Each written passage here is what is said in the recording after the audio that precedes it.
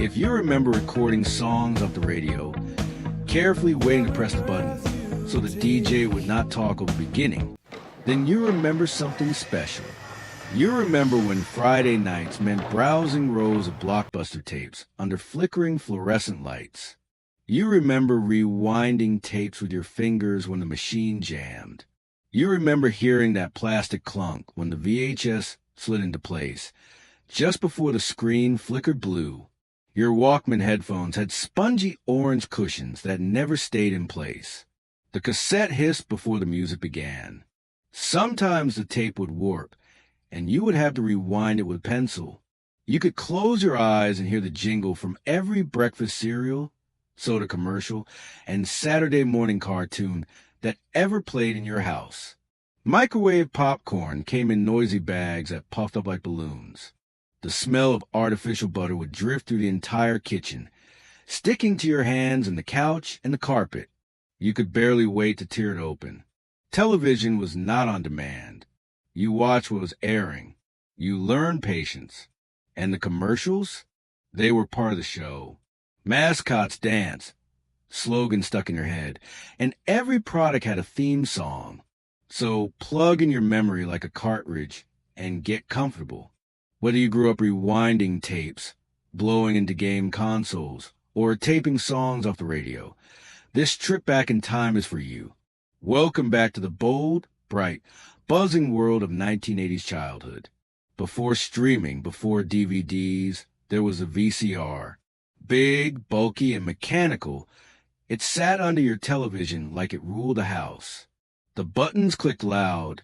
The timer always blinked 12 o'clock.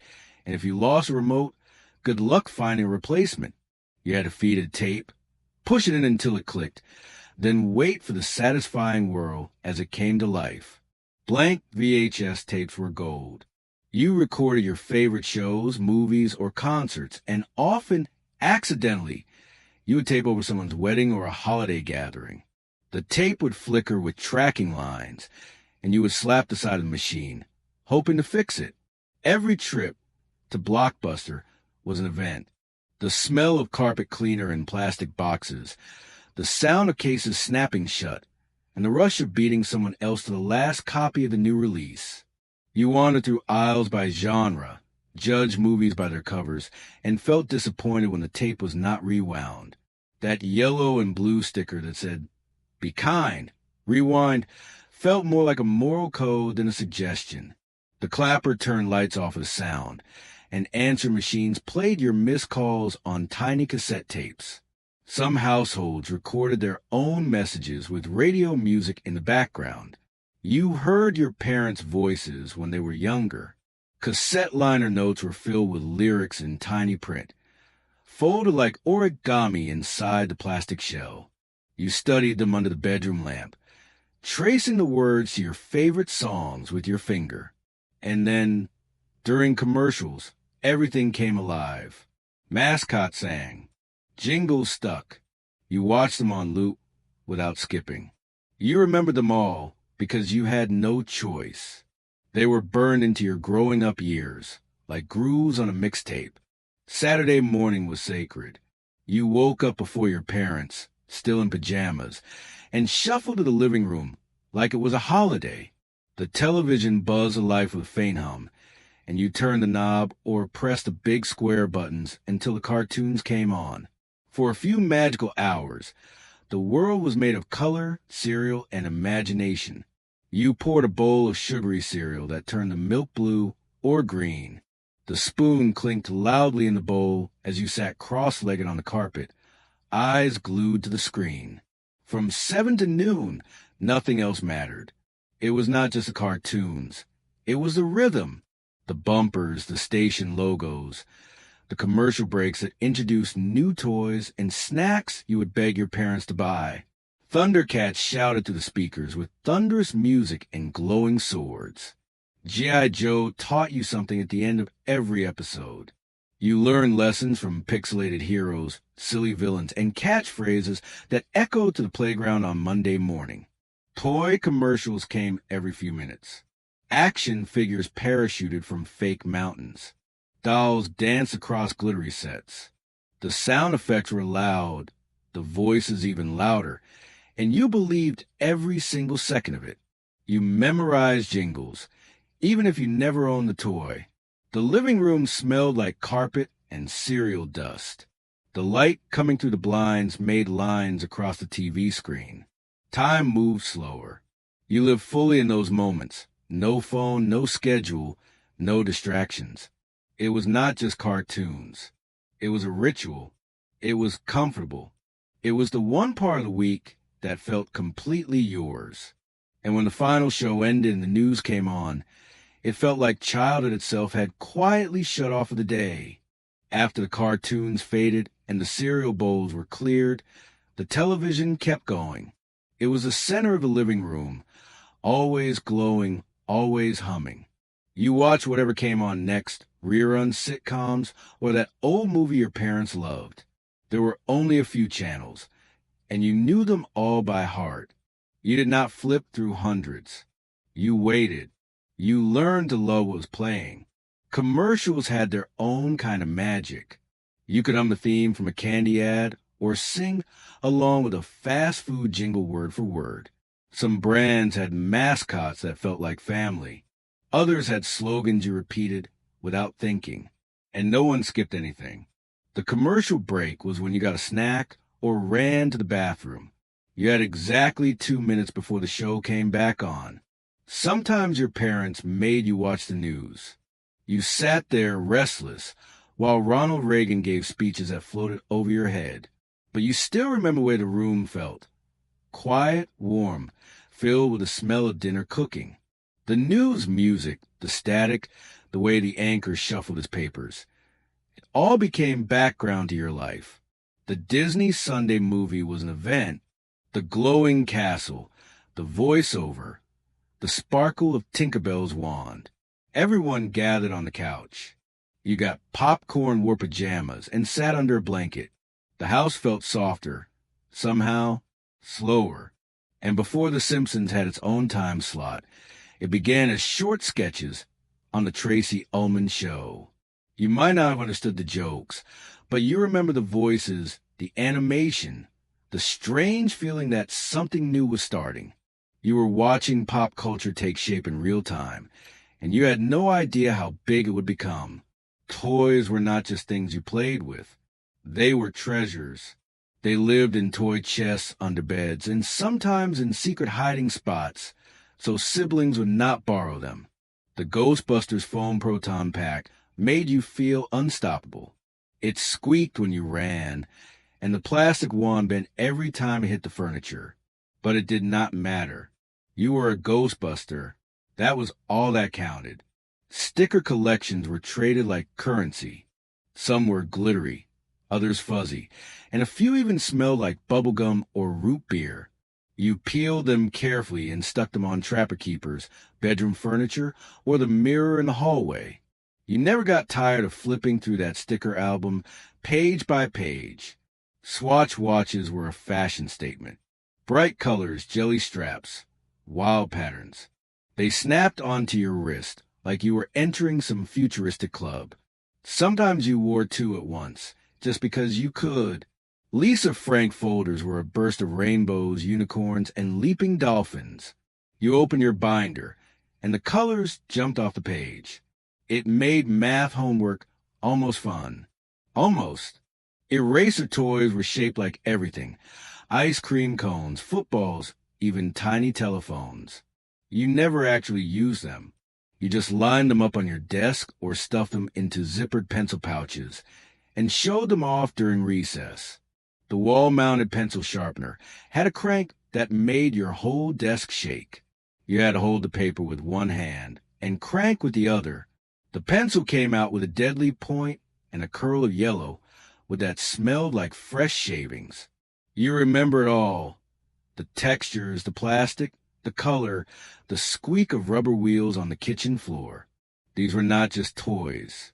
They were your best friends, your trophies, your world before screens took over. Classrooms in the 1980s had a certain smell. Chalk dust, dry erase markers just beginning to show up peanut butter sandwiches packed in wax paper, and pencil shavings from a noisy sharpener bolted to the wall. The floors creaked. The desks were metal and wood, and your name was scratched into the corner from the kid who sat there last year. You watched film strips projected on white pull-down screens. The machine beeped the signal to the next frame. The sound of the reel was steady, hypnotic, almost comforting. You sat in rows, lights dimmed, watching educational movies about traffic safety or the solar system. Alphabet magnets covered refrigerator doors at home, but made appearances in early learning rooms too. You stuck them on metal trays or filing cabinets, sometimes just to hear that click when they snapped into place. Trivial Pursuit found its way into classrooms, usually on slow days before holidays. The questions seemed impossible, but the colored wedges were fun to collect. You always hoped the teacher would let you play instead of handing out worksheets. Mavis Beacon taught typing in computer labs filled with beige monitors and loud keyboards. The space bar thumped like a drum. You sat hunched over, fingers on the home row, watching the screen flash as you miss another word. The sound of chalk dragging across the blackboard was everywhere. Teachers clapped erasers outside the window, sending white clouds into the air. You leaned back in your chair, chewing on pencil ends, half listening, half daydreaming. It was not perfect. The desks were cold. The clocks ticked loudly. But there was a rhythm to those days. Bells ringing, chairs scraping, the shuffled papers being passed back. It was your little world, filled with noise, motion, and the quiet hum of growing up. Before everything went digital, your imagination came printed on paper. You opened a choose-your-own-adventure book, picked a page, and hoped you did not get eaten by a sea monster 2 pages later. The stories never ended the same way twice. You read them under the covers with a flashlight, fingers marking 3 pages at once, so you could cheat your way to the best ending. The Sears Wish book was more than a catalog. It was your holiday dream guide. You circled pages with a red pen, folded corners, and memorized the toys before they ever made it under the tree. You flipped through it so many times the spine cracked. It smelled like ink and cardboard and magic. Your school folders were decorated with characters that felt like friends. Lisa Frank gave you tigers with sunglasses, neon dolphins, and rainbows that looked alive. If you were lucky, you had an A-Team folder with Mr. T's gold chains gleaming under the classroom lights. You slid your worksheets inside, hoping they made math look cooler. Binders were bursting with paper and doodles. You clipped in notebook paper, added scratch and sniff stickers, and slipped class photos into the clear plastic sleeves. Every scuff on the cover meant something. The book fair was the biggest event of the month. Tables full of fresh-smelling paperbacks, shiny bookmarks, and posters rolled into cardboard tubes. You begged for money, just a few dollars, because even one new book felt like treasure. Back then, books were not just tools. They were escape routes. They were passports to haunted castles, alien planets, and hidden caves. All you had to do was open the cover and start turning pages. Phones were connected to walls, and sometimes to kitchen counters with cords so long they wrapped around chairs and legs. You stretched them into the hallway for privacy, dragging the entire family's attention with every step. The rotary version clicked with every number, and if you messed up on the last digit, you had to start over. It was frustrating, but it felt real. You memorized phone numbers. Not a few, but dozens. Your best friend, your cousins, the pizza place, your grandmother. The numbers lived in your brain because there was nowhere else to store them. You wrote them on the inside cover of notebooks or scratched them into address books by the phone. Payphones stood like little booths of mystery. You searched your pockets for coins, sometimes finding just enough for a quick call. The receiver was cold, heavy, and often sticky. But it worked. You called home from school or the mall and hoped someone would answer before the last beep. Answer machines had small cassette tapes. You recorded your greeting with your siblings giggling in the background or with music on the radio playing too loud behind you. When you got home, the blinking red light meant someone remembered you. You pressed play and listened together, like it was a message from the future. Phones were not in pockets. They were in kitchens on nightstands and mounted to hallway walls. The sound of one ringing could stop the entire house. You never knew who it was, and that mystery made it exciting. Every call felt like an event. Every voice that came through the line felt closer, somehow, like they were really there, even when they were not. Video games lived in bulky gray cartridges that clicked into place with a firm push. Sometimes they would not load, and you would pull them out, blow across the gold contacts, and slam them back in like you were performing a magic trick. And somehow it worked. The Nintendo Entertainment System was a centerpiece. You sat cross-legged on the carpet, holding that rectangular controller with the red buttons that left marks on your thumbs. You played for hours, chasing mushrooms in Super Mario Bros., zapping ducks in Duck Hunt with the orange light gun, or dodging punches in Mike Tyson's Punch-Out! While the crowd in the background jumped pixel by pixel. Pac-Man lived in arcades, dimly lit corners of the mall that buzzed with neon lights and quarter slots. The machine beeped, the joystick clicked, and you waited for your turn with sweaty hands and crumpled tokens in your pocket. Every screen was a challenge. Every game felt personal. Game Boy came later, small and gray, with a green-tinted screen you could barely see in the dark. You played Tetris in the back seat during road trips, tilting the screen to catch the light just right.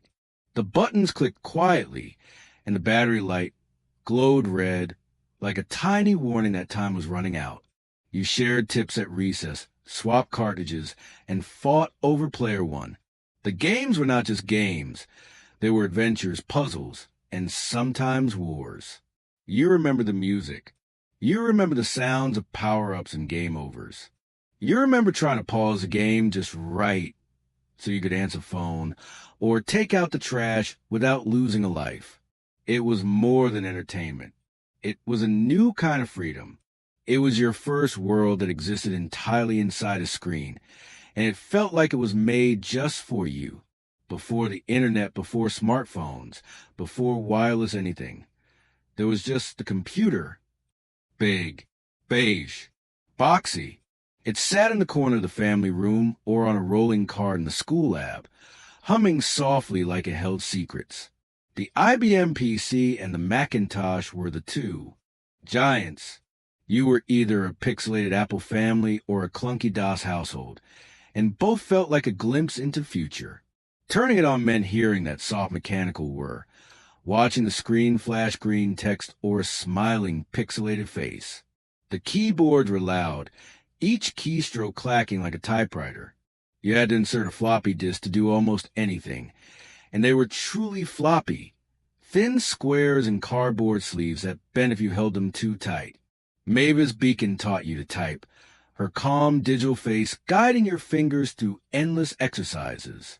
You stare at the screen, trying not to peek at your hands, chasing words with your index fingers and feeling victorious for every line completed.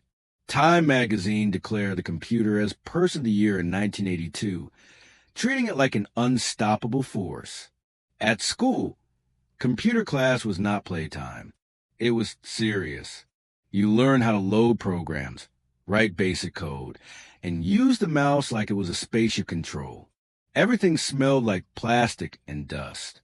The screens were small, the cord were everywhere, and the startup chimes felt important, like something was beginning. You were not just playing Oregon Trail or designing pixel art.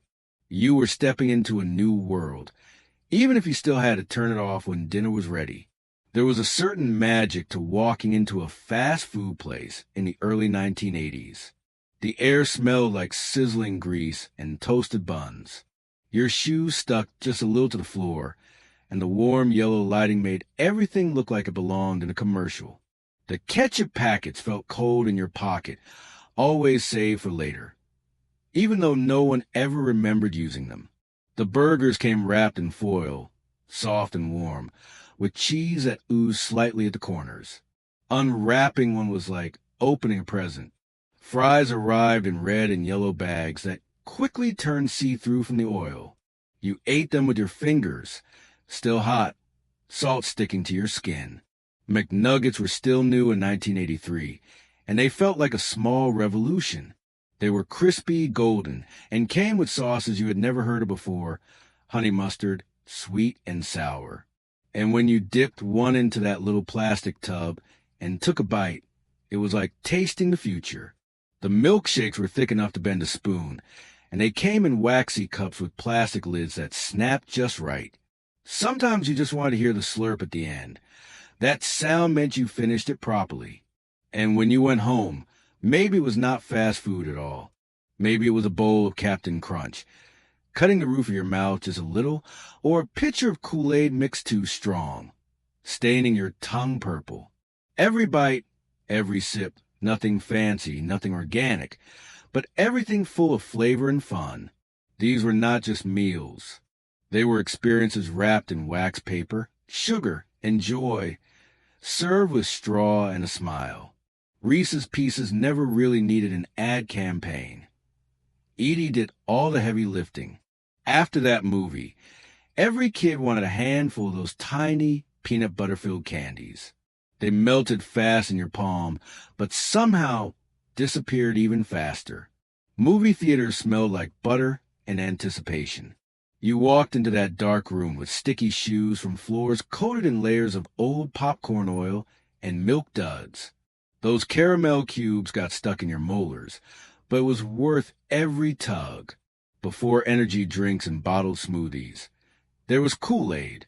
Red, purple, green. No one said the flavors, just the colors. You dumped the packet in like it was magic dust, added way too much sugar, stirred it in a plastic pitcher until your arm hurt, and then poured it into paper Dixie cups. If the sugar hit right, your tongue turned blue and your teeth buzzed.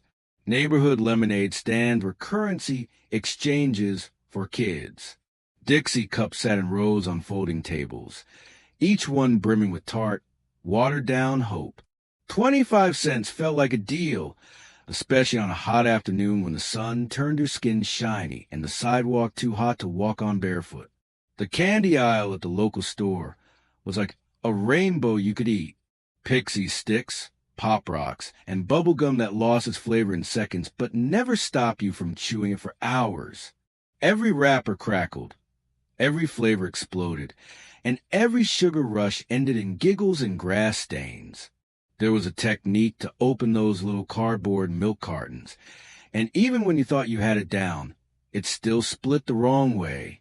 You pinched the sides just right, creased the spout, and hoped to pour without dripping down your sleeve. The milk always tasted colder at school, somehow metallic, like it spent the night in a walk-in fridge next to mystery meat. Every lunchbox had a story. Plastic ones with cartoon heroes on the front, and a thermos inside that never quite sealed properly. By the time noon rolled around, your sandwich had absorbed every drop of whatever soup or juice leaked out. A soggy peanut butter and jelly was a rite of passage. Fruit cups came in tiny little pull-top cans, drowning in syrup that stained your fingers and the corner of your napkin. You poked around with that plastic spork, fishing out floating peaches while trying not to splash on your math homework. The cafeteria was an unofficial marketplace. Someone always wanted to trade their pudding for a bag of chips. Tupperware pitchers made the rounds during class parties, filled with off-brand punch that tasted like melted Jolly Ranchers and carpet cleaner. The lunchroom had a certain sound, metal table legs dragging across tile, sneakers squeaking, and 100 paper bags being torn open at once. You found your seat, claimed your territory, and hoped your lunch survived a morning bus ride. There was a time when fashion was loud, proud, and unapologetically fun. You did not just wear clothes, you wore personality. On the playground, style was more important than homework, and everyone showed up looking like a living trapper keeper. The brighter, the better. Crimped hair bounced in the sunlight, zigzag and sprayed stiff enough to survive a full game of four squares. Girls lined up in the bathroom stalls with portable mini crimpers plugged into wall sockets, all buzzing like bees before school picture day. Scrunchies lived on every wrist, sometimes 3 or 4 deep, waiting to be tossed into hair like confetti. And then came the socks, pulled high, folded perfectly, and always worn over your pants. That was the rule. White socks, pastel socks, even ones with tiny puffy balls on back. They all made your ankles a main event. Leotards were not just for gymnastics. They were everyday wear. Neon pink, bright teal, with slashes or lightning bolts. Sometimes they even had glitter stitched right in. Jane Fonda was not just on the TV for moms. Her VHS tapes inspired an entire generation to move and dress like fitness was fashion.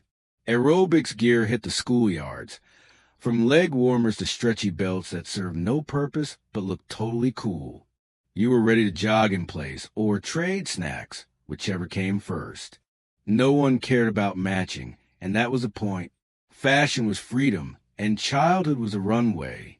And somehow it all worked. Fashion was not just for malls or movies. It exploded right onto the playground blacktop.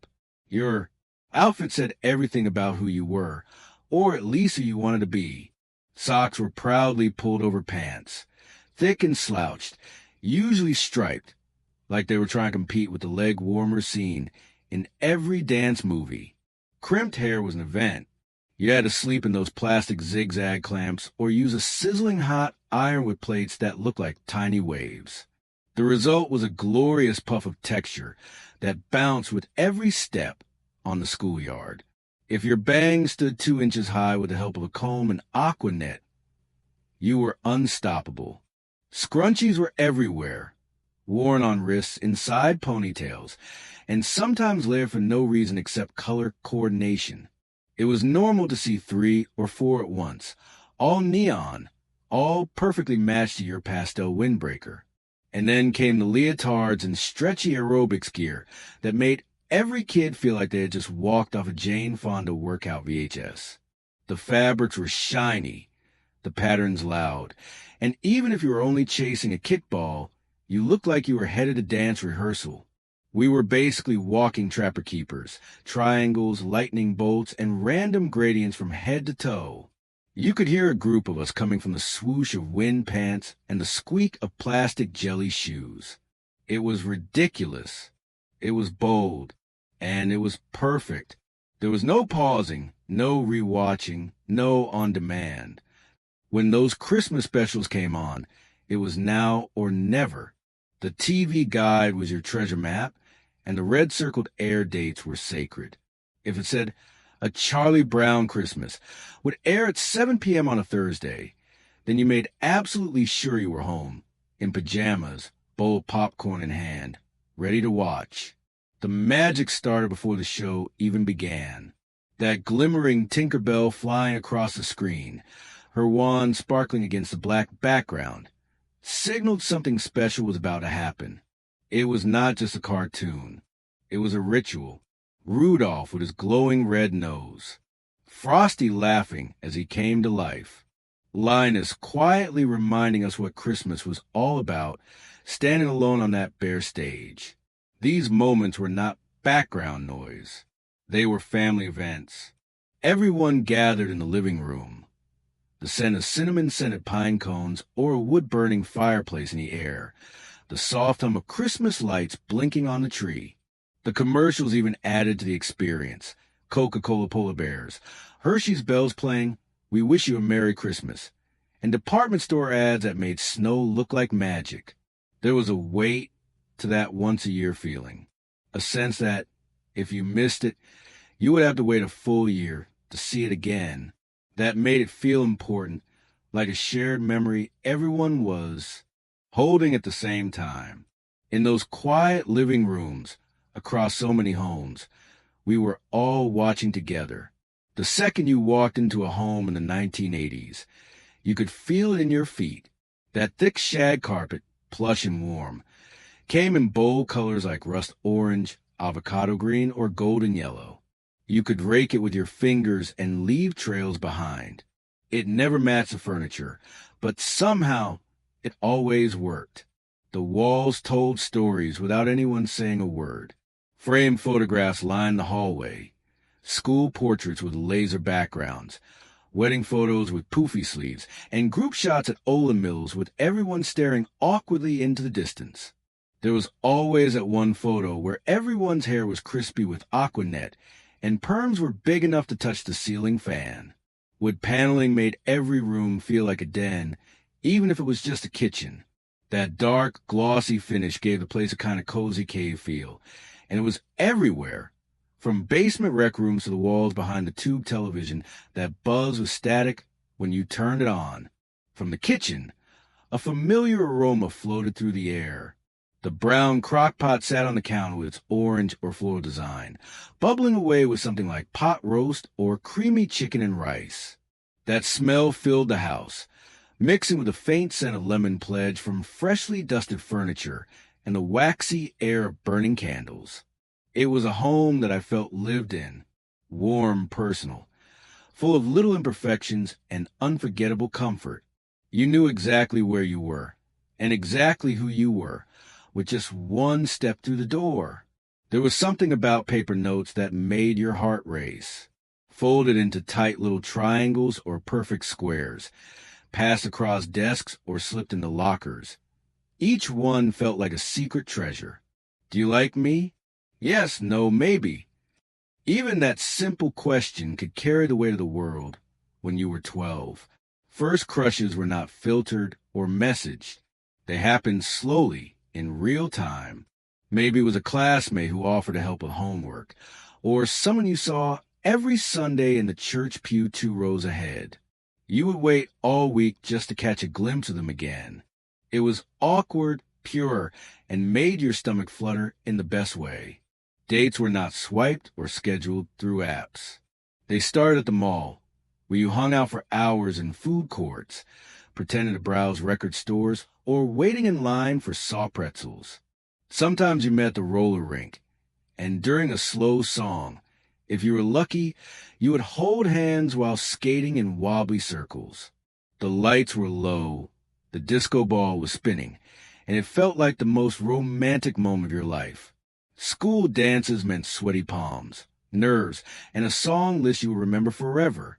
The gym smelled like hairspray and punch, and you had to work up the courage just to walk across the floor and ask someone to dance. No one was distracted. Every glance, every word, every feeling felt sharper, because when things were analog, emotions were, too. When Ronald Reagan appeared on the television, everything paused. You sat cross-legged on the carpet while your parents leaned in, not just for the news, but for the way he talked, calm, firm, like a grandfather with a Hollywood voice. His jar of jelly beans sat on the desk beside him, colorful and strangely comforting, like even the president needed a little sugar during hard times. You did not have Google to fix your lyrics or straighten out your pop culture confusion. You sang whatever you thought you heard, loud and proud. Hold me closer, Tony Danza. You would belt out, thinking Elton John was serenading the guy from Who's the Boss? It became part of the fun, mishearing, misquoting, and laughing when someone finally corrected you. Cultural knowledge came in pieces. There were no feeds to scroll through, just scattered glimpses, magazines at the grocery store, a late-night comedy sketch, a line your older sibling repeated from a show you were not allowed to watch. You pieced together what things meant by asking friends, overhearing teachers, or guessing. Presidents gave speeches that played on every channel. You did not click away. You waited until it was done. Sometimes you watched because you had to. Other times, it was the backdrop to dinner or a quiet living room. And in the background, the culture moved like fog, shifting, swirling, and always a little confusing. But it was real, it was shared. It was yours to figure out one misheard lyric at a time. The world used to feel smaller, not because there was less to do, but because you actually did it. You grabbed a garden hose and turned it into a geyser, blasting water across the backyard, like it was the height of amusement. Your bare feet slapped across the slip and slide, that yellow plastic streak with soap and mud, while the sun beat down and laughter echoed between fences. On long summer drives, you sat in the back seat with sticky fingers from melted licorice, playing road trip bingo with a paper card and a crayon. You searched for license plates from different states, cows on hillsides, and gas stations with funny names. There was no screen to distract you, just windows filled with highway and sky. The mall food court felt like the center of the universe. Greasy pizza, trays of orange chicken, soft pretzels glistening with salt. You walked from booth to booth holding your soda like a badge of freedom, scanning the crowd to see who else had shown up that day. Friend from school, that kid you had a crush on. It was not planned, but it always happened. Memories came from the moments you moved through, not ones you scrolled past. The warm hiss of the hose, the way the mall smelled like cinnamon and fries, the thrill of spotting a VW Beetle on the road. It all stayed with you. The world was smaller, but it felt big enough to hold everything that mattered. Before it all went digital, there was wonder. You did not just swipe and scroll. You wandered, touched, tasted, and felt. You memorized phone numbers. You waited for songs on the radio. You stood in line for movie tickets, hoping it was not sold out. You snapped photos, not 100 at a time, but one, hoping it came out just right. You played outside until the streetlights came on. You opened cereal boxes with both hands, hoping to find a toy inside. You peeled stickers from bananas and slapped them onto your Trapper Keeper. Your world was built on smells, like the scent of mimeograph school papers, or your dad's Old Spice on Sunday mornings. These were not just things. They were a way of living, a rhythm, a flavor, a magic you carried in your bones. Because if you remember even 10 of these, you did not just grow up. You survived mixtapes, splinters, sunburns, and heartbreak. You knew what it meant to wait, to earn, to feel. So if any of this made you smile, you had an epic childhood. And maybe, just maybe, it is time to hit like, subscribe, and share with someone else who remembers what wonder felt like.